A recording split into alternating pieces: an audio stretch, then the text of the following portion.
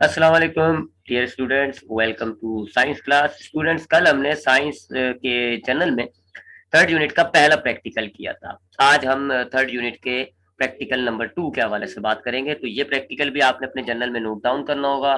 I hope आपने पहला practical उतार लिया होगा, तो आप उस पहले प्रैक्टिकल के बाद अब आप ये दूसरा प्रैक्टिकल उतारेंगे। तो पहले हम ये देख लेते हैं क्या लिखना है, उसके बाद इस प्रैक्टिकल के हवाले से बात कर लेते हैं। ऑब्जेक्ट की हेडिंग आएगी और इसमें आप लिखेंगे to neutralise an acid HCl with base NaOH using phenolphthalein as indicator. इसके एपरेटस जो है हमारे पास, पहला आप लिखेंगे प्यूरेट, दूसरा pipette, flask, beakers, iron stand. इसके अलावा इस प्रैक्टिकल में कुछ केमिकल्स की भी रिक्वायरमेंट होगी, तो उस केमिकल्स की हेडिंग डाल के आपने लिखना होगा हाइड्रोक्लोरिक एसिड, सोडियम हाइड्रोक्साइड, फिनोक्सिलिन और फिर वाटर। ये चार केमिकल्स आपको चाहिए होंगे, ये आपने नोट डाउन कर लिए केमिकल्स। उसके बाद आपने हेडिंग डालनी होगी मेथड की।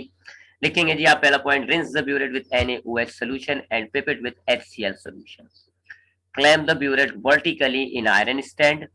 Fill the burette up to 0 mark with NaOH and remove air bubble by drawing few ml of NaOH from the burette. फिर उसके बाद में आपका पॉइंट है, pipette out 10 ml HCl in a conical flask and add 1 or 2 drops of phenolphthalein.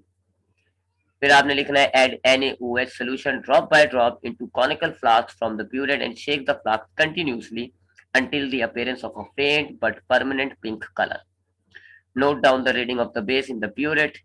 Repeat the above process and note the readings and complete the observation table. Next heading आपने, एक तो ये डायग्राम आपके पास होगी इस practical की, इस diagram को नोट कर लिएगा। इसकी जेपीईजी आपको दी जाएगी, आपने इस डायग्राम को अपने ब्लैंक पेज में ड्रॉ करनी है।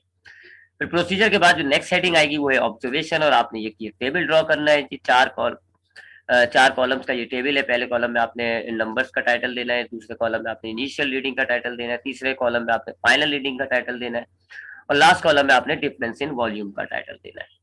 इस टेबल को भरा जाएगा जब आप प्रैक्टिकल करेंगे, तो जो रीडिंग्स आपकी आएंगी उन रीडिंग्स को आपने इस टेबल में नोट डाउन करना होगा। और फिर आपने एक नीचे लिखना है जी कंकॉर्डेंट रीडिंग -ml।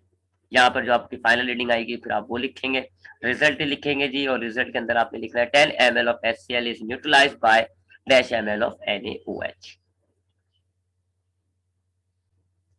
तो ये आपका हो गया जी दूसरा प्रैक्टिकल। अब थोड़ा सा इस प्रैक्टिकल को, ये तो आपने अपने जर्नल में उतारना होगा, थोड़ा सा इस प्रैक्टिकल के हवाले से बात कर लेते हैं।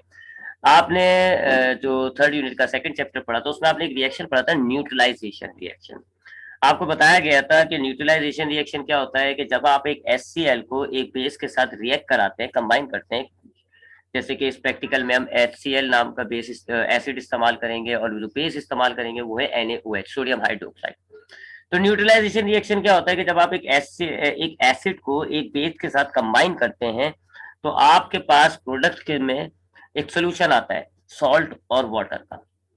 इस रिएक्शन को हम न्यूट्रलाइजेशन रिएक्शन कहते हैं।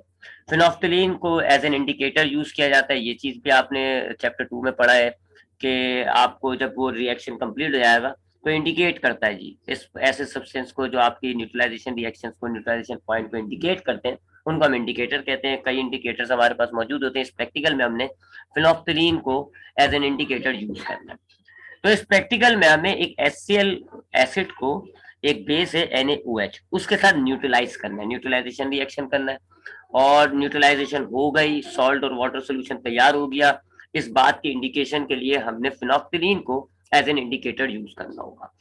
इस प्रैक्टिकल में जो अपरेटस चाहिए आपको, ब्यूरेट है, पिपेट है, फ्लास्क, बीकर और आयरन स्टैंड। केमिकल्स भी चाहिए होंगे आपको। जो एसिड इस्तेमाल करेंगे वो है हाइड्रोक्लोरिक एसिड HCl। जो बेस आप इस प्रैक्टिकल में यूज करेंगे वो है सोडियम हाइड्रोक्साइड NaOH।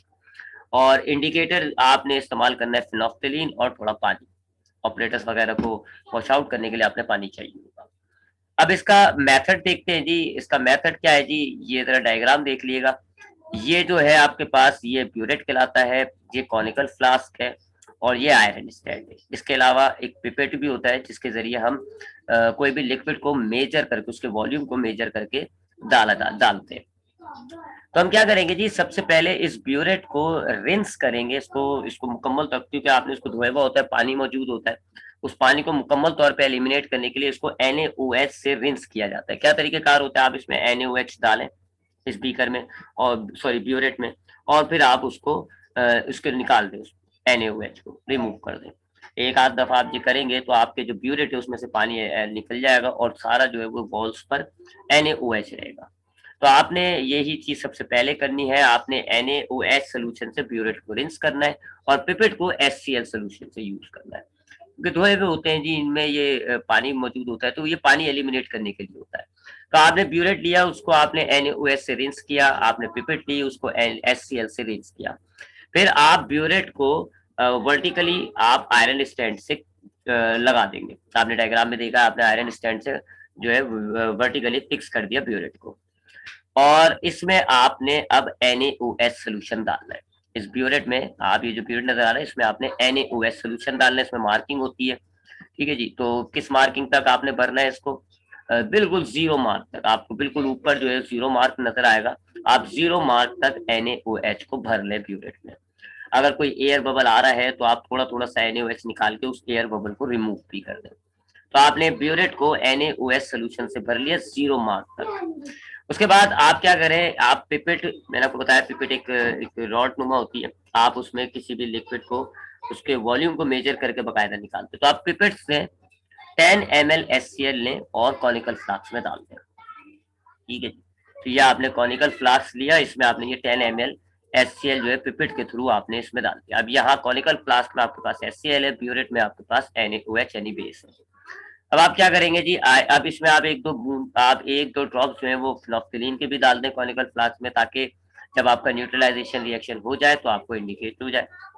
अब आप क्या करेंगे जी, आहिस्ता आहिस्ता ब्यूरेट में से NaOH को निकालें और फ्लास्क में डालते जाए, थोड़ा थोड़ा सा ड्रॉप बाय ड्रॉप आप जो है वो ब्यूरेट में से NaOH को निकालते जाए और कॉनिकल फ्लास्क में जो एसिड है HCl उसमें ऐड करते जाए।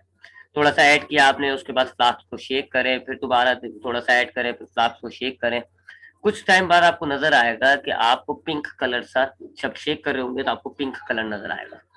जब ये परमानेंट पिंक कलर हो जाए, यानी कि आपने डाला उसके बाद शेक कर रहे हो, परमानेंट तौर पे पिंक कलर आ गया, तो यहाँ हम कहेंगे कि फिनोक्सिलिन ने इंडिकेट कर दिया हमें कि न्यूट्रलाइजेशन रिएक्शन हो गया। तो जैसे आपने देखा कि आपके कॉनिकल फ्लास्क में जो HCl सोल्यूशन था वो एक pink colour, permanent pink colour show कर रहा है, तो आपने यहाँ पे आप समझ जाए कि आपका जो रिएक्शन है ये हो गया न्यूट्रलाइजेशन रिएक्शन। अब आपने ब्यूरेट की रीडिंग को नोट करना है। आपको याद होगा 0 से स्टार्ट किया था हमने ब्यूरेट को, मुकम्मल तौर पे भरा हुआ था, 0 से स्टार्ट किया था। अब आप देखें कि आपके पास ब्यूरेट में जो NaOH का लेवल है वो किस मार्किंग पर आ रहा है, उस मार्किंग को नोट करके आपने इस टेबल में नोट करना है। तो सबसे पहली जो आपकी रीडिंग होगी, जाहिर बात है इनिशियल रीडिंग हमने ब्यूरेट को फुल भरा हुआ था, 0 मार्क था, यहाँ इनिशियली रीडिंग जो है वो 0 होगी। और फिर जब आप देखेंगे कि परमानेंट कलर आ गया है पिंक, तो उस वक्त ब्यूरेट पे क्या रीडिंग आ रही है आपने वो यहाँ लिखना है, ठीक है जी। आप इन दोनों को माइनस करेंगे तो यहाँ डिफरेंस इन वॉल्यूम आ जाएगा। उसके बाद यही चीज आपको 3 4 दफा 5 दफा आपने रिपीट करनी होगी। अब आप दोबारा जो है दोबारा आप उस कॉनिकल फ्लास्क का जो सोल्यूशन है उसको डिस्कार्ड कर दें और फिर दोबारा आप HCl लें 10 ml कॉनिकल फ्लास्क में डालें, 2-3 ड्रॉप्स फ्लोक्सिलीन के डालें और फिर दोबारा आपने जो है वो ब्यूरेट में से NaOH को ऐड करना है। लेकिन ऐड करने से पहले आप उसकी इनिशियल रीडिंग को नोट कर लिएगा, ब्यूरेट इनिशियली किस पॉइंट पर आपको NaOH का लेवल दे रहा है वो यहाँ आपने लिखना होगा दूसरे रॉ में।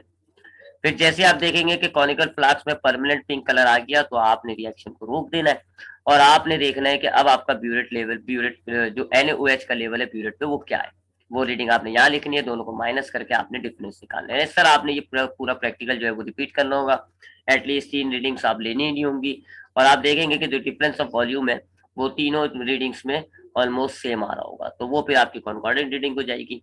और आप कहेंगे कि जी 10 ml HCl आप ले रहे हैं, उसको कितने ml NaOH ने न्यूट्रलाइज किया है, वही जो आपकी कॉन्कॉर्डेंट रीडिंग आ रही होगी वही इसका आंसर होगा, वो आपने यहाँ मेंशन करना होगा। ये आपके पास है दूसरा प्रैक्टिकल, इंशाल्लाह इसको भी हमने लैब में परफॉर्म करना है और जब आप लैब में परफॉर्म करेंगे तो आपको फिर ये और अच्छे तरीके से समझ में आएगा। ख्याल रखिएगा अपना, इंशाल्लाह कल की क्लास में हम इस प्रैक्टिकल के वाइवा भी गए, हमारे पास वाइवा क्वेश्चन आंसर, तो कल की क्लास में हमने इस प्रैक्टिकल के वाइवा क्वेश्चन आंसर को नोट डाउन करना है। ख्याल रखिएगा अपना, अल्लाह हाफिज।